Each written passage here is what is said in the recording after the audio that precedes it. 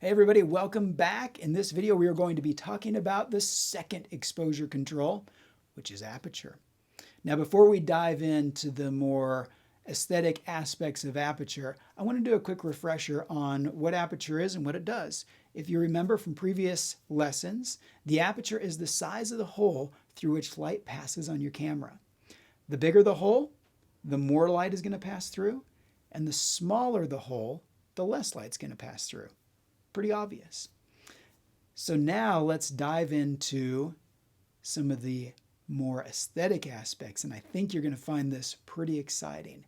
Aperture not only controls how much light is coming through your camera, but it also controls the range of focus, whether you've got a very narrow range of focus or a very large range of focus. That's referred to as depth of field. A small depth of field is a small range of focus, and a large depth of field is a large range of focus. So with that said, let's take a look at a couple of examples of what aperture can do. Here in the picture on the left, you'll notice we've shot it at f/22. And as you look at the picture, you see that the plant's in focus, and in the background, the trees are pretty sharp as well. Everything's in focus here when I shoot at f/22. As I open up the aperture though and shoot at f/11, notice now that the plant is in focus, but the background is starting to get out of focus. And then when I really open it up to f/4.0, the background is totally out of focus. And in fact, at this point, the plant even there in the foreground is starting to fall out of focus the farther back I go. Pretty cool, huh? So aperture controls what's in focus and what's not in focus. Sort of. You also, of course, have to focus your lens. But depending on the aperture setting, you can expand and contract that range of focus. Now, I want to give you a tool to remember which aperture makes a large depth of field and which one makes a small depth of field. The way to remember that is take your thumb, hold it about maybe 6 inches in front of your face, and I want you to focus on your thumb. When you do that, is everything in the background in focus or out of focus? It's probably kind of blurry. Now, I want you to focus on the background. You focus on the background, and what happens to your thumb? Well, your thumb's now all fuzzy. Okay, here's the kicker. Take your fingers and make a tiny little hole there with your thumb and your pointer finger. Very, very tiny hole. You can look through it. I want you to hold your thumb again in front of your face about 6 inches, but take that little hole that you've created with your hand, close one eye, look through it, and frame your thumb in the background. You'll notice when you do that now your thumb is in focus and the background is in focus. Pretty cool, huh? So remember that when you made that small little hole, everything was in focus. Therefore, the smaller the aperture, the more you're going to have in focus. And the bigger the aperture, the smaller your range of focus will be. So now I want to show you a little diagram that hopefully will explain this a little bit more and also will explain lenses as they relate to depth of field. All right, so let me describe what we've got here. First of all, in the upper left-hand corner, we have focus range. And within that box are 3 different apertures represented at 5.6, 11, and 32. With each of those focus ranges, you'll notice there's a thin vertical bar. That represents the point of critical focus, which is basically the sharpest point where you focus your camera. And then there's also a horizontal bar, a thicker horizontal bar, and that represents the range of focus. You'll notice that as you look at that it's about 1/3 to the left and 2/3 to the right. Your range of focus always falls 1/3 between the camera and the subject and 2/3 from the subject on to infinity. So keep that in mind. All right, now let's look at the bar. We've got 2 bars up top in the sort of middle rightish, the telephoto lens and the wide angle lens. You'll notice that with the telephoto lens, our range of focus is from 5 feet to 30 and then beyond to infinity. everything before 5 feet, that telephoto lens basically cannot focus. It is not capable of focusing closer than 5 feet. With a wide angle lens, our range is from 0.8 to about 10 feet and then on to infinity. So with the wide angle lens, I can't focus anything closer than 0.8 feet, unless that wide angle lens is also a macro lens, which if you remember, we talked about that a little bit earlier in a previous lesson. All right, and the last thing to point out here on this diagram, you'll notice that we have a camera and we've got our subject and then we've got some forest in the background there. So let me take a minute now and walk you through how this whole depth of field thing works and how that is impacted based on the type of lens that you're using. So you can see we've got, in this shot, we've got our camera about 20 feet away from the subject, and it's focused right on the woman walking her dog. If I'm shooting f11 and I've got a telephoto lens, notice the range of focus. So with f11, I'm hitting 20 feet. I'm focused on 20 feet, but I'm also capturing about a third between the camera and the subject and 2/3 from the subject beyond. So I'm capturing from about 20 feet to 25 feet and back to about 18 feet. So if you look at the subject, that's capturing from about where her foot is to a little bit ahead of the dog.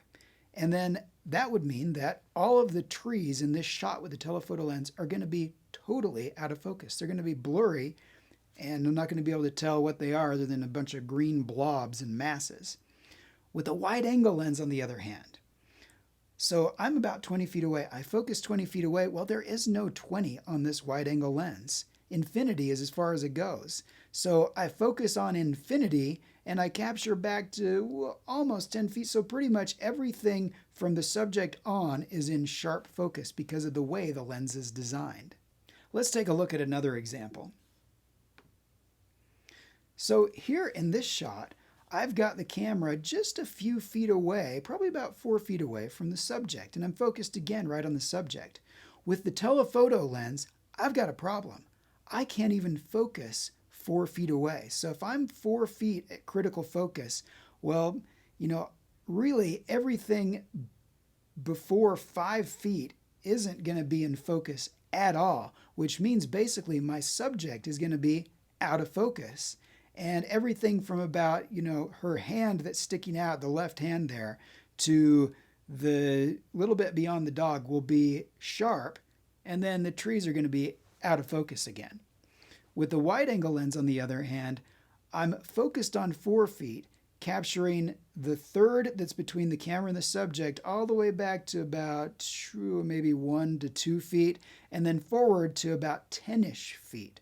So in this shot, I'm going to have everything in focus from the subject all the way back to the trees and on into infinity if that bar happens to have just barely touched infinity. So hopefully that gives you an idea of how depth of field works in relation to the lens that you're using. So the lens you're using matters. And as we go through the assignment, I want you to experiment with some things, and we'll go ahead and walk through that. In fact, that's a good segue. Let's head on over to the assignment and do a quick review of that so that you can head out and actually get working on shooting this assignment. All right, so here we are now over in the assignment, and just quickly to review, the definition of depth of field is the region of what appears to be an acceptably sharp focus in front and behind that point of critical focus in your photograph. The extremes of depth of field are known as minimum, shallow, or narrow depth of field, where only the point of critical focus is sharp and everything else is blurry. And maximum, large, or extended depth of field, where everything appears to be sharp. In this assignment, you are going to learn how to control both extremes, and you're going to discover what depth of field looks like at the different aperture settings that you have in your camera. Now, as you go out and shoot, one thing to remember, which we talked about in a previous lesson, and that is to remember that if that shutter speed drops below the minimum handheld shutter speed, put your camera on a tripod. I put that in bold and capital in this assignment because it is extremely important for this assignment. If you don't do that, then you will end up having blurry pictures. It's not going to be depth of field blurry, it's going to be the entire image is blurry because of camera shake. And that'll make a lot more sense as we get into shutter speed. But for now, just remember, if that shutter speed drops below the minimum handheld shutter speed, slap it on a tripod. I know that's going to be painful because you're going to be out there in the moment shooting. You're going to be like, ooh, it's below the minimum handheld shutter speed, but that's kind of a pain to put it on my tripod and set that up. Do it anyway. Otherwise, you're going to walk away with a really good picture that when you look at it, it's totally blurry and useless, and you're going to cry yourself to sleep. We do not want that to happen. So slap it on a tripod if it's below the minimum handheld shutter speed. All right, you are going to master in this assignment how to use Aperture to control and modify depth of field, and how to use focal length and physical distance to control and modify depth of field. So let's take a look at the assignment checklist and what you're actually going to do here. Number one, you're going to find a subject or object that is interesting to you. And number two, you're going to create a shallow depth of field by photographing the subject or object using the largest aperture possible while maintaining a good exposure. Next, you're going to keep the same composition and create a wide depth of field by photographing the subject or object using the smallest aperture possible while maintaining a good exposure. And then last, you're going to keep the same composition, photograph the subject using an aperture somewhere in the middle, somewhere between the last two while maintaining that good exposure. And then you're going to repeat that. All right, so hopefully that makes sense. Basically what you're going to do is you're going to go out and take the same picture 3 times, only you're going to use different aperture settings. So you'll have something sort of like what I showed you a few minutes ago, where you've got the plant with the trees in the background. The shot is identical in all 3 except for that depth of field shifts. So you're going to do that, move on to something else, do it again, move on to something else, do it again, and continue to go through that process. And then once you do, you'll take those images, copy them over to your computer, and you'll be able to see the impact or the effect of different apertures on your photograph. All right, the last thing that I want you to do is the reflection. And that is, I want you to, after you're done, look at the pictures and ask yourself some questions. Were there any images where you attempted to create a shallow depth of field, but you ended up with a large depth of field, or vice versa? What happened? What would you need to do next time to achieve the desired result? Would it be moving closer, change what you're focused on, use a different aperture? And then last of all, select your 3 favorite images for the depth of field test. Why did you like those 3 as opposed to the identical image where you shot using a different aperture? The purpose of that is to start looking at your images critically and evaluating the aesthetics of your photograph. Ooh, I really like the narrow depth of field because it tends to draw my eye in more to the subject that I want to focus on. Or maybe I really like the extended depth of field because I can then travel through the image. I really like that effect and that feel. So you're going to start to look at your images a little differently than you have up to this point.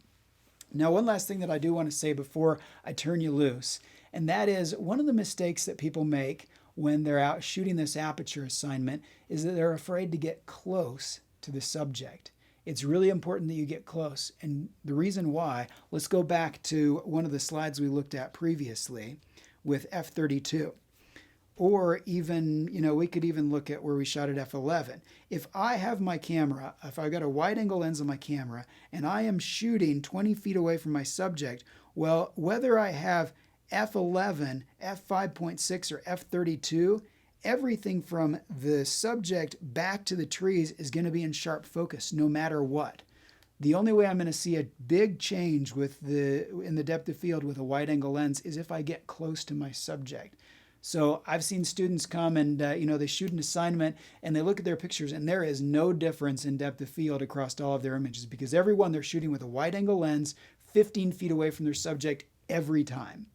So as you're shooting the assignment, vary how close and how far away from your subject. If you have different lenses, play with different lenses.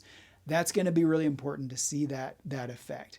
And most important with that wide angle lens, get close and have fun with that. All right. That said, I think you're ready to get turned loose and go out there and see what you can do with Aperture. I think you're going to have a lot of fun on this and seeing the results that you get.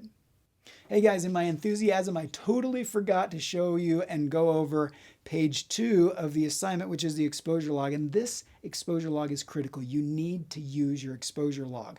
The reason why is because when you do the reflection piece and try to troubleshoot and figure out what worked, what didn't work, what went wrong, why did it go wrong, if you don't have these notes, you're not going to be able to do that. So with the exposure log, there is a column for subject description, aperture, shutter, and attempt at shallow, wide depth of field. As painful as it is to keep these exposure logs, you need to do it. Take the time to do it. It's going to slow you down a little bit. Slowing down is not a bad thing, especially in photography. So take notes. And one other thing that I want to encourage you to do, it says attempt at shallow, wide depth of field. I want to see you out there holding up the camera, getting ready to shoot the picture and saying, I am going to shoot wide depth of field, snap. Then you look at it and say, woohoo, I did it. As opposed to, let's see, snap, ooh, I shot wide depth of field, cool. The more you're able to call what you're going to be doing and the more you're accurate on that call, the more you can measure the fact that you're getting the concepts and you're learning and growing as a photographer. So again, keep this exposure log so that you can effectively troubleshoot what's working and what's not working. Where are you getting it and where you're not getting it? All right, go out now. Go ahead and shoot the assignment. Hope you have a really fun time out there and enjoy the process of taking pictures. It's a wonderful thing.